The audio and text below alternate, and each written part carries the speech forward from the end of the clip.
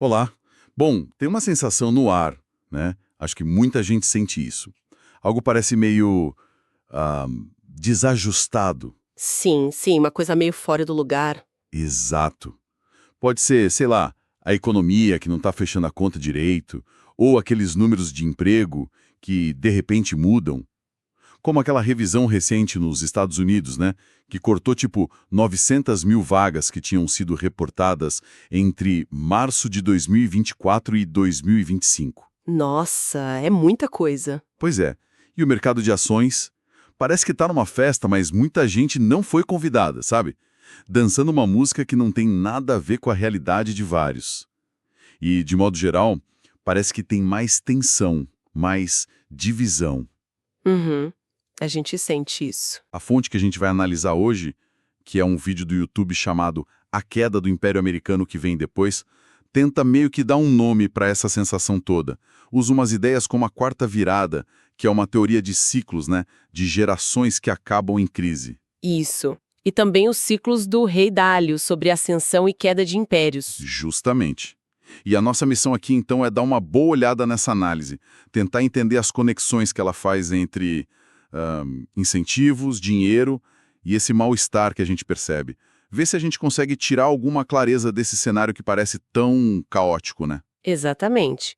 E a análise ela parte de um ponto interessante, que o cimento social, vamos dizer assim, aquilo que unia as pessoas, valores, comunidade, um propósito, parece que está meio esfarelando. E isso ficaria mais visível em duas áreas principais. Uma fragilidade econômica, que muita gente sente na pele, Com certeza. e o jeito como a nossa atenção é, capturada e direcionada hoje em dia. Certo, então vamos começar por aí, por essa questão da atenção. A análise argumenta que tem todo um ecossistema, né, algoritmos de internet, modelos de negócio na mídia, tudo desenhado para prender a nossa atenção, do jeito mais eficiente possível. Uhum. E a grande sacada, segundo o material que a gente viu, é que as emoções que funcionam melhor para isso são o medo e a raiva. E tem um dado que eles citam que é bem impactante, um gráfico que mostra a frequência de palavras usadas por uma empresa de mídia grande. Olha só, desde 2010, teve um aumento de mais de 500% no uso de palavras que dividem, sabe? Ou ligadas a esses debates mais identitários, de justiça social, que às vezes o pessoal chama de woke. Tipo, Palavras como triggering ou desencadeador, hurtful ou doloroso, até mansplaining. E a pergunta que fica no ar é: isso está refletindo um aumento real dessas coisas na sociedade? Ou é mais uma estratégia para gerar clique, para gerar engajamento? faz sentido a pergunta. E a lógica que eles apresentam é que, bom, ser neutro deixou de ser um bom negócio, né? Exato, não vende. Tomar partido, criar aquelas narrativas fortes que jogam um grupo contra o outro, isso gera mais clique, mais assinatura, mais dinheiro. O conflito virou mercadoria. É como se a própria lógica dos incentivos econômicos tivesse sido distorcida, sabe? Tem mais grana em fazer a gente reagir com raiva, com medo, do que em dar uma notícia equilibrada ou até tranquilizadora. Ninguém clica numa notícia, tá tudo bem, pode relaxar, né? Pois é, tudo sob controle, siga a sua vida. Isso não viraliza, né? Não gera interação. A análise até faz uma comparação curiosa com aquela melodiazinha irritante, Shaving and a Haircut. Ah, sim, sim! Aquela que fica na cabeça e você precisa completar. Essa mesma. A ideia é que esse jornalismo de clique usa umas táticas parecidas. Cutuca a gente com iscas de medo, de raiva, para explorar nosso instinto básico de prestar atenção no que pode ser ameaça, mesmo que seja só briga fabricada para prender nosso olhar. É uma exploração mesmo, né? E a consequência disso, com o tempo, seria uma sociedade cada vez mais rachada. Cria-se uma divisão, quase, entre quem começa a sacar essa dinâmica, essa manipulação da atenção, e quem continua ali, imerso, sem questionar muito. E tem dados que mostram isso, né? A fonte cita a Pew Research. Diz que nos Estados Unidos, por exemplo, os valores entre democratas e republicanos nunca estiveram tão distantes desde os anos 80. É uma polarização crescente. E tem um número que me chocou.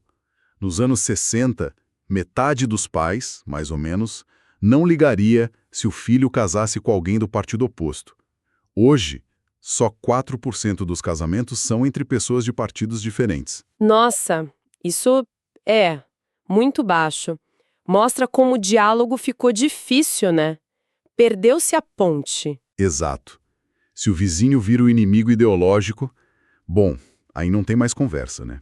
Acabou. E essa dificuldade de conversar, de achar um ponto em comum, é justamente o que a análise diz que piora com a outra peça do quebra-cabeça, a instabilidade econômica que muita gente está sentindo. Assim, a análise descreve bem esse sentimento, né? Principalmente entre os mais jovens. Aquela sensação de que certas coisas, tipo ter a casa própria, construir um patrimônio, viraram sonhos distantes, quase impossíveis. Exatamente. É aqui que a conexão fica mais perigosa, talvez.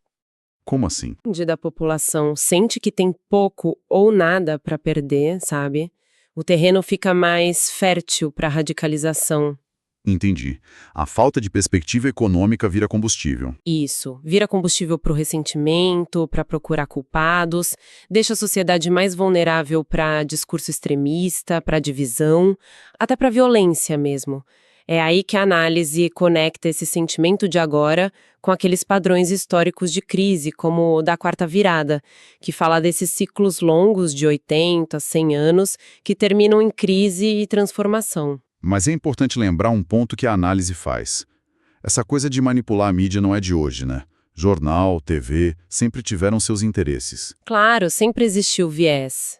A grande diferença agora, segundo eles, seria a combinação dessa manipulação com o algoritmo, que está em todo lugar, com uma situação econômica que é bem diferente daquela que nossos pais ou avós viveram. Eles ainda tinham acesso ao tal sonho americano, né? Sim, os números que eles trazem mostram um contraste forte.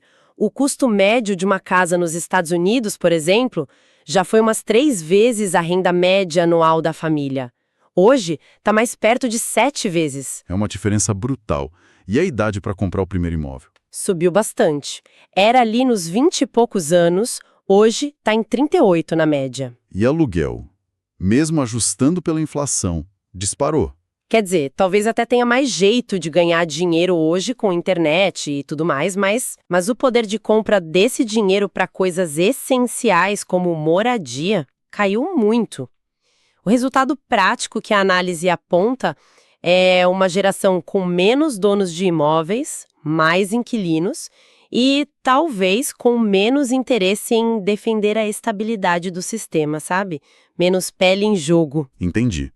A análise também toca num ponto delicado, né? Sobre imigração e fronteiras. Sim, ela menciona de forma neutra que existe a percepção de que algumas políticas nessa área teriam ajudado a aumentar essa sensação de divisão, de falta de coesão social em alguns lugares. E aí o cenário que se desenha é de gente buscando mais distração, muitas vezes no mundo digital, né? Enquanto a vida real, a comunidade, vai ficando mais frágil. Isso, a sociedade vai se quebrando em bolhas online, as famosas câmaras de eco, onde a gente só ouve quem pensa igual e se isola do diferente. E sem sentir que tem uma participação real na sociedade, seja pela casa própria, seja por uma comunidade forte, por que eu vou me esforçar para defender isso? É o que a análise sugere. O que sobra é a busca pelo consumo, pelo status, pelo dinheiro. Que, ironicamente, a própria análise diz que também está perdendo valor. Exato. Tem até um exemplo rápido que eles usam para mostrar essa distorção, o crescimento do compre agora, pague depois. Gente financiando até pizza e com muita gente ficando inadimplente nisso. Nossa, isso mostra uma desconexão com a realidade econômica, né? Bem preocupante. Sim, sinaliza algo estranho. Então, a tese central que está saindo dessa análise é essa combinação, né? De um lado, uma economia que deixa muita gente insegura. Do outro, um sistema de informação que lucra com a nossa divisão, com o nosso medo. E um alimenta o outro. Exatamente. É um ciclo vicioso que gera agitação social, desconfiança nas instituições. E isso nos leva de volta para a ideia dos ciclos históricos.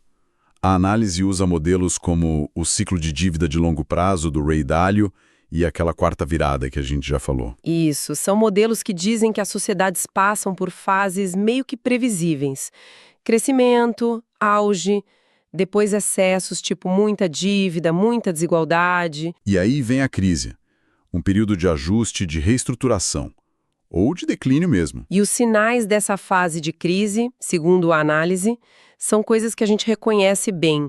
Dívida pública e privada nas alturas, desigualdade aumentando, política superpolarizada. E a confiança nas instituições, né? Governo, mídia, lá embaixo. Exatamente. E a análise também aponta para um outro fenômeno que eles chamam de casulo protetor. Casulo protetor. O que seria isso? Governos adotando políticas mais isolacionistas, tipo barreiras comerciais, ou o próprio governo investindo pesado em indústrias-chave, como o exemplo do governo americano comprando parte da Intel. Ah, entendi. Medidas para tentar proteger a economia local. Isso. Pode até ser bem intencionado, mas a análise sugere que, no longo prazo, isso pode acabar deixando o país mais fraco, menos competitivo no cenário global. E para reforçar essa ideia de que existem padrões que se repetem, a análise busca exemplos na história, né? Sim, compara com o Império Romano, por exemplo. Gastos militares enormes, desvalorização da moeda para pagar as contas, inflação explodindo. E o Império Britânico também. Também, exausto depois das guerras mundiais, endividado, passou o bastão da liderança para os Estados Unidos, a Libra perdeu aquele status de moeda principal do mundo. E aí eles trazem isso para os Estados Unidos hoje. Dizem que, ok, o dólar ainda é a moeda de reserva mundial, mas está sob pressão. Uhum. A dívida americana não para de crescer. E o dinheiro gasto só para pagar os juros dessa dívida já é maior que o orçamento de defesa inteiro. Caramba. A pergunta que fica é: será que a gente está vendo o mesmo filme de novo? Os mesmos padrões? Faz pensar. Então, enquanto a base econômica parece mais instável para muita gente, aquele sistema de prender nossa atenção continua a todo vapor, né? E ainda usa essa instabilidade a favor dele. É bem isso. A analogia do mágico que eles usam é ótima. A gente fica distraído, escolhendo uma narrativa, escolhe uma carta. Esquerda contra direita, imigrantes, culpa da China, culpa da Rússia, deep state, globalistas. Exato, tem narrativa para todo gosto.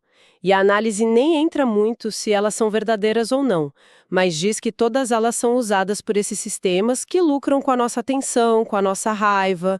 Sistemas que, no fundo, são alimentados pela capacidade de criar dinheiro, de criar crédito. E o resultado, o diagnóstico final, essa confusão social que a gente vê, parece que ninguém concorda mais sobre o básico da realidade. É um cenário complicado, mas aí a análise muda um pouco o tom, né?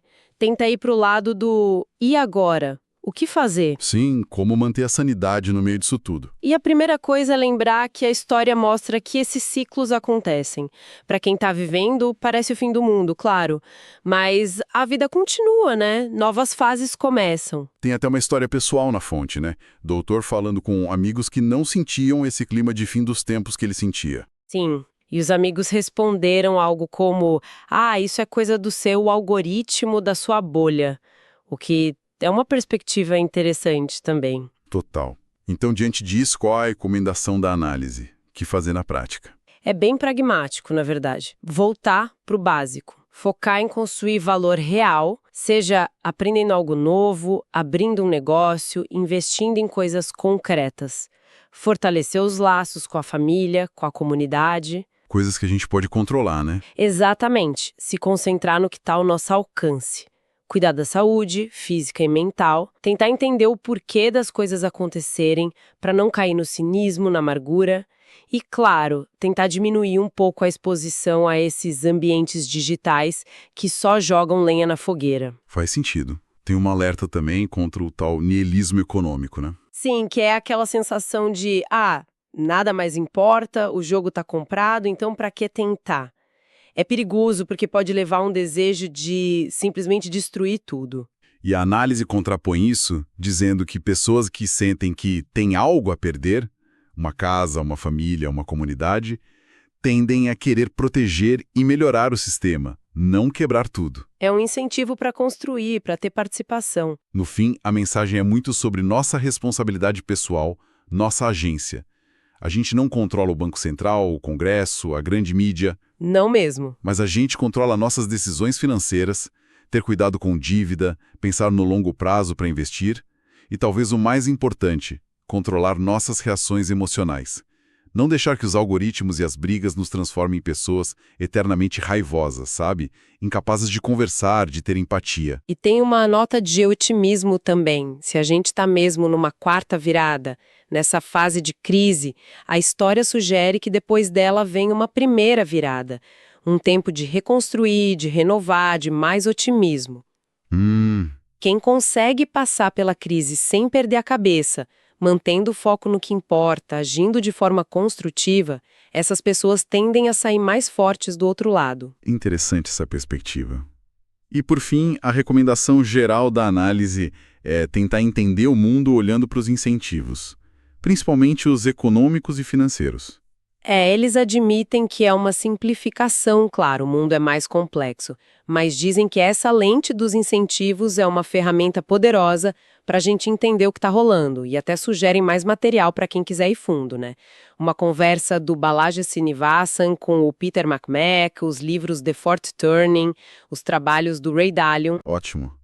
Bom, então, resumindo um pouco nossa conversa sobre essa fonte, a gente viu essa argumentação forte sobre como os incentivos econômicos, especialmente no mundo da informação e da atenção, quando combinados com uma economia que gera insegurança para muitos, podem acabar alimentando essa divisão social toda e que isso talvez siga padrões que já vimos antes na história, ciclos de crise e declínio. Exato. E isso deixa a gente com uma pergunta para pensar, né? Uma reflexão final, talvez inspirada por tudo isso que a gente discutiu. Qual seria? Se a gente tem essa consciência, ou pelo menos essa suspeita, de que existem esses ciclos e de que nossa atenção é sim manipulada por interesses econômicos, como é que isso pode mudar a forma como a gente age?